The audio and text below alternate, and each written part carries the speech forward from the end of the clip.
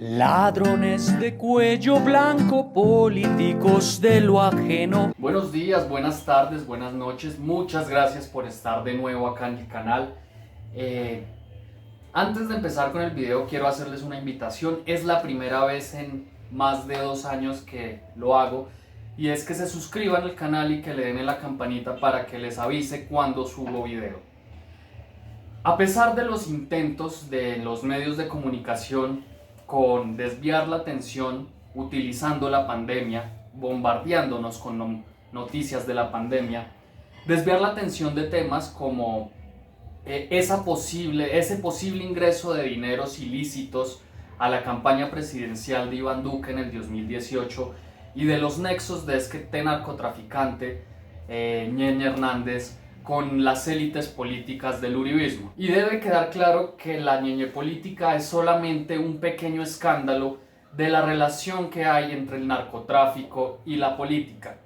Relación que no se acabó desde la muerte de Pablo Escobar hasta ahora, que han pasado ya casi 30 años, sino que ahora sigue tan latente como antes. Y que hoy tenemos como eje fundamental de esa relación narcotráfico política a Álvaro Uribe Vélez. La relevancia de la ñeñe política es que Ñeñe Hernández tenía nexos o directa relación con la FAURI, con Alicia Arango, actual ministra del Interior, con Álvaro Uribe, con Iván Duque, con el ministro Carrasquilla, con Sergio Araujo, con una cantidad de personas de la élite política que sustenta el hecho de que las élites políticas están ligadas al narcotráfico. Un ejemplo de esto es el caso del embajador de Colombia en Uruguay, al cual se le encontró una finca con laboratorios de cocaína y que a la fecha no ha pasado nada. Que los medios de comunicación no muestran nada al respecto porque nos quieren tener cegados con las noticias de la pandemia. Volviendo al tema, y para entenderlo con mayor claridad es necesario resaltar unos antecedentes de manera breve. El 19 de junio del año 2019 se incautaron 12.000 bienes que estaban a nombre de Ñeñe Hernández por narcotráfico y testaferrato. Llama la atención la relación de Duque y Ñeñe porque Ñeñe fue un invitado de honor a la posesión de Iván Duque. Es imposible que Iván Duque no supiera de los indicios, al menos en ese momento de la posesión, que se tenían sobre Ñeñe Hernández, teniendo en cuenta el empalme presidencial que tiene que haber. Es importante este primer hecho por eso. El segundo hecho a tener en cuenta es el asesinato del hijo del sastre en Barranquilla a manos o por orden del Ñeñe Hernández. Gracias a esta investigación por asesinato que abrió la fiscalía fue que se empezó a interceptar el teléfono del Ñeñe Hernández.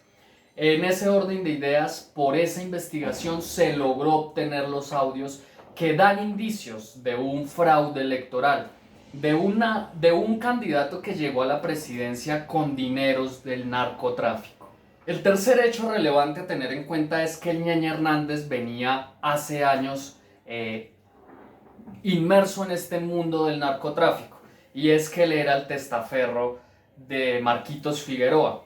La cuestión es que gracias a las investigaciones que ha hecho Claudia López, Guillén, Julián Martínez, se logra evidenciar que Ñeñe Hernández era el brazo político de esas organizaciones criminales narcotraficantes, por su nexo con Kiko Gómez, recordemos, el político de la costa atlántica que fue condenado.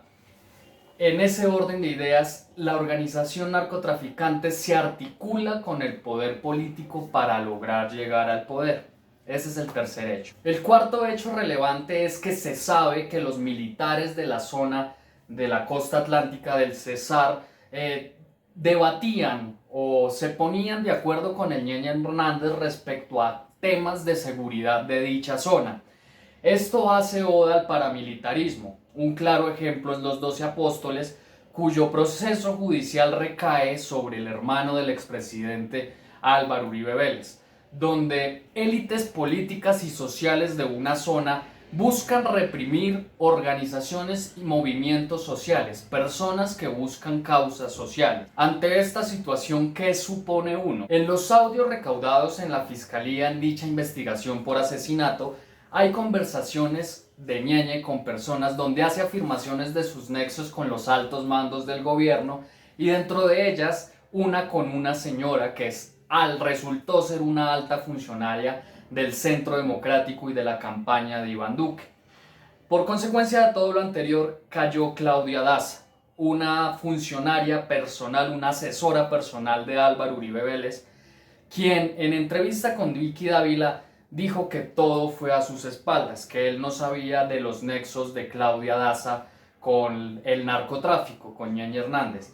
Claudia Daza aparentemente sería ese nexo por el cual permitiría al narcotráfico meter o inyectar esos dineros a la campaña de Iván Duque. En ese orden de ideas hay que hacer un análisis o una operación lógico-mental muy simple, y es: una persona de la jerarquía de Claudia Daza tiene la potestad de decidir sobre miles de millones de pesos que van a entrar a una campaña, que van a ser invertidas en mercados, en vallas, en compra de votos. Obviamente esto lo tenía que saber el gerente de la campaña y el mismo candidato, que es el que publica ante las entidades de control esa rendición de cuentas respecto a los dineros que se han gastado en campaña. Nos quieren ver la cara. ¿Qué supone uno? En cuanto a la labor de la Fiscalía, por mandato legal deberían investigar. Es un tema que nos deja prever que estamos ante un gobierno ilegítimo. La cuestión es que yo no creo que el fiscal Barbosa, el nuevo fiscal que pusieron, investigue o haga algo respecto al tema, teniendo en cuenta que en su cuenta oficial de Twitter hace algunos años, ya 2 años, afirmó que había votado por Iván Duque y que confiaba en que su amigo iba a hacer una labor buena como presidente. Recordemos que Iván Duque lo nombró como parte de su gabinete de gobierno. Y recordemos que fue el mismo Iván Duque quien lo ternó para que hoy sea fiscal general de la nación. Es alguien que fue puesto y que ahora tiene que pagar favores para respaldar el favor que le hicieron. Lo complicado del asunto es que los periodistas que divulgaron esta información, que sacaron a la luz este escándalo, están siendo víctimas de persecución. Un ejemplo de esto es Miguel Ángel del Río, el abogado que defiende los intereses del joven, del hijo del sastre asesinado presuntamente por Ñeñe Hernández en la costa, por el cual en ese proceso se supo todo esto a través de dichos audios.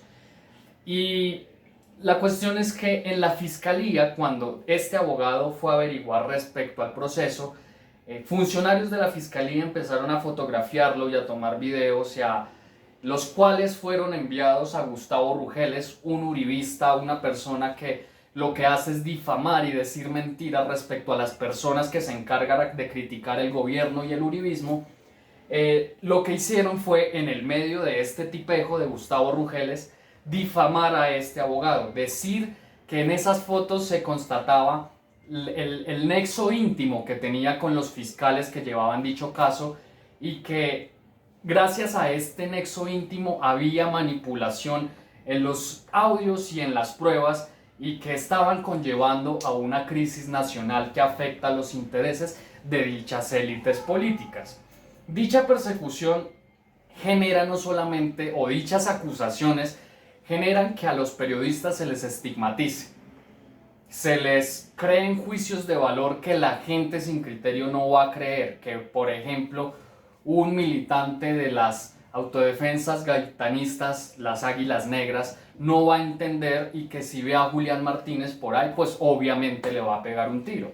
Es cuestión de decidir y señalar. O un ejemplo de estos es cuando Uribe en el 2002 hizo un discurso aquí en Catam diciendo que los defensores de derechos humanos eran traficantes de derechos y eran enemigos de las políticas de la seguridad democrática.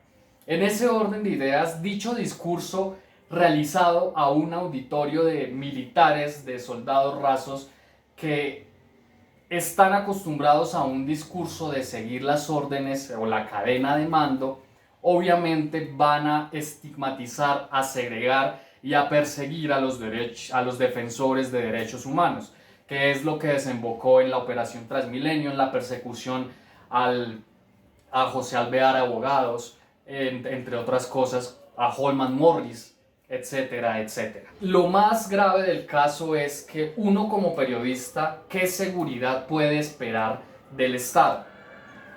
Cuando uno es víctima de amenazas, solicita protección, solicita escoltas, solicita una asistencia o un esquema de seguridad, el cual el Estado le da. Pero dicho esquema de seguridad tiene muchos antecedentes.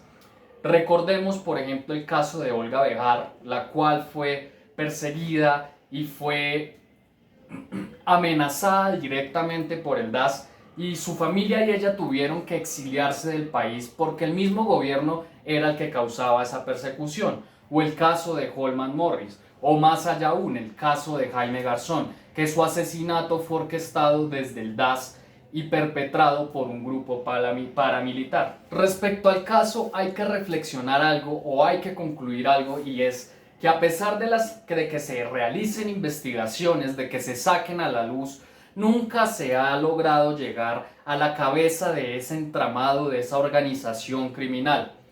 No solamente hay que tomar como referencia el caso de Álvaro Uribe Vélez, que ha estado inmiscuido en casos como el de la Aeronáutica Civil con la salida de droga bajo su dirección, como el caso del helicóptero en Tranquilandia, la yidis política, las chuzadas del DAS, los falsos positivos, el posible fraude electoral por los votos comprados por Jorge 40 en La Guajira y en la costa atlántica, en Córdoba.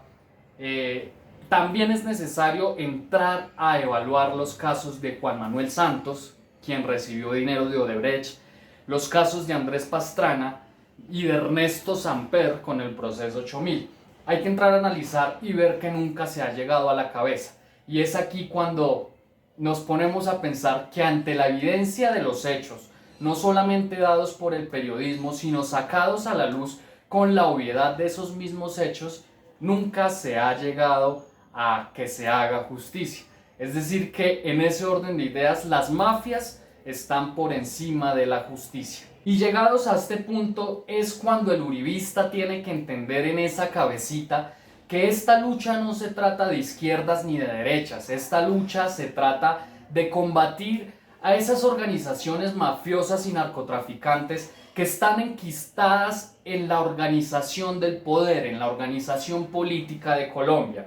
Esas organizaciones que son las que matan a líderes sociales, son las que están interesadas en la minería, en determinadas zonas protegidas por el medio ambiente, por su importancia medioambiental. Son aquellas organizaciones que están interesadas en la aspersión con glifosato, son aquellas organizaciones que defienden que se tumben los acuerdos de paz firmados en La Habana. Son aquellas organizaciones criminales disfrazadas de élites políticas, de familias que han reinado a lo largo de la historia de Colombia, de los Pombo de toda la vida. Entonces, no siendo más, muchas gracias por ver el video. No olviden suscribirse, darle like, compartirlo en sus redes sociales, reflexionar en estos días respecto a la crisis del país. No podemos salir, no podemos reunirnos, pero pues tenemos medios de manifestación, de protesta. Las redes sociales son unas de ellas. Podemos sacar el cacerolazo, podemos en las ventanas poner una pancarta con rechazo al gobierno ilegítimo de Iván Duque. Podemos hacer muchas cosas, nos podemos organizar para demostrar el descontento contra este sujeto y contra la mafia que lo puso en el poder. De nuevo, muchas gracias y los dejo con una breve descripción de mi libro. Apoyar al escritor colombiano, muchas gracias, no lo olviden, he recibido mucho apoyo y los que puedan hacerlo, sé que ahorita estamos en una condición socioeconómica bastante difícil, todos ustedes y yo saben que yo vivo de lo que venda mi local, que se vienen arriendos, que se vienen servicios, que se vienen deudas y que ahorita no tenemos cómo pagar, pero hay que entender que hay gente que está en una situación más crítica que la de uno, y es ahí cuando tenemos que ayudar al otro. Muchas gracias, chao. Absolutamente todos los seres humanos nos hemos planteado la interrogante de ¿qué pudo haber sido de nosotros? Ya sea en aspectos laborales, académicos o en el tema que nos atañe ahora, en el amor. Cuando uno sufre la partida inesperada de un amor, se plantea escenarios de posibles futuros que no pudieron ser, que no serán. Se plantea el mejoramiento de las variantes del pasado para así evitar la partida de esa persona. Lo complicado es que al hacer oda a la memoria, pensando en la modificación de esas variantes, en nuestras superfluas operaciones mentales que evocan fantasmas del pasado, en intentar cambiar pensamientos, esas decisiones que nos hicieron ser lo que no pudimos llegar a ser, lo que se logra con todo esto es agrietar el alma. Este es el caso de Armando, un psicólogo que está obligado a aferrarse a un pasado que no será, a un sueño irrealizable, a un vacío mental y sentimental irremediable. Esta es la historia que se cuenta en mi libro, que tiene crítica social, que tiene un poco de filosofía, sociología y que toca temas muy duros que sé que todos hemos vivido. Las personas que lo han leído lo recomiendan mucho y es un excelente libro. Recuerden que leer nutre nuestra alma, nutre nuestra mente. En el link de la descripción del vídeo pueden encontrar dónde y cómo adquirirlo. Muchas gracias. Ladrones de cuello blanco, políticos de lo ajeno.